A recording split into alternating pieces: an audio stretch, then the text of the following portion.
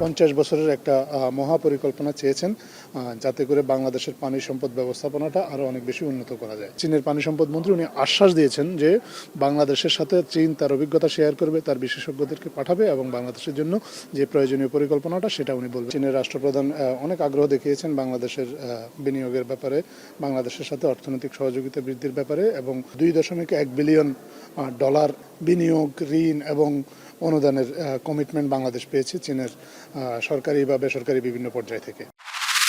আমরা এইটা সেটা করছি, আমরা না চলে গেলে রাজনীতিবিদরা এই কাজগুলো করবে না, এগুলো পরিপূর্ণভাবে শেষ করতে হবে।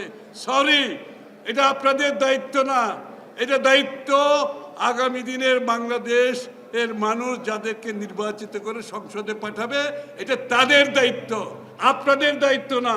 এটা ভুলে যাবেন না। গণতন্ত্র ফিরিয়ে দিন, ভোটাধিকার ফিরিয়ে দিন এবং দ্রুত নির্বাচনের দিনকাল ঘোষণা করুন। কারণ জুলাই গণঅভ্যুত্থান সহ গত 15 বছরে যে ধরনের অন্যায়, নিপীড়ন, নির্যাতন চলেছে এবং এই জুলাই আন্দোলনে যে হত্যাকাণ্ড চলেছে, এর যদি বিচার ছাড়াই আমরা একটি নির্বাচনের দিকে আগাই, তাহলে সেই নির্বাচন পরবর্তী সময়ে এই বিচার কতটুকু চলমান থাকবে এই নিশ্চয়তা আমাদের নেই। ফলে আমরা চাবো আইনের মধ্যেই দ্রুত সময়ের মধ্যে বিচার কার্যক্রম করে তারপরে যাতে আমরা সামনে আগাই। যদি পরিবর্তনই না হয় তাহলে আসলে কেন এত মানুষ রাস্তায় নেমে এসেছিলাম, আমরা কেন এত রক্ত দিয়েছি?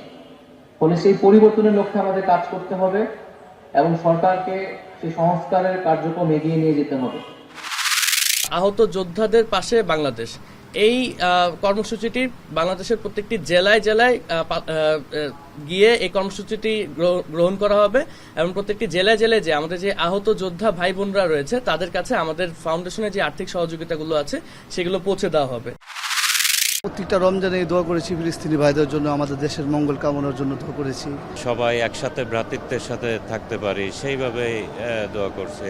ধর্ম বর্ণ নির্বিশেষে যাতে সবাই ভালো থাকতে পারে, এটাই চাওয়া।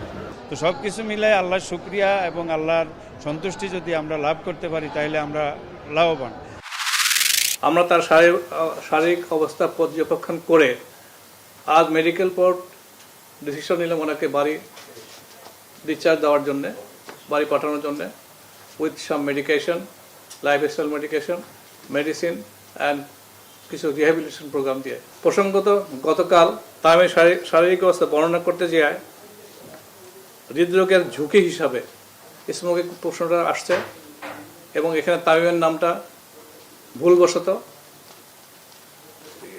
অ্যাটাচ করার জন্য আমি দুঃখিত।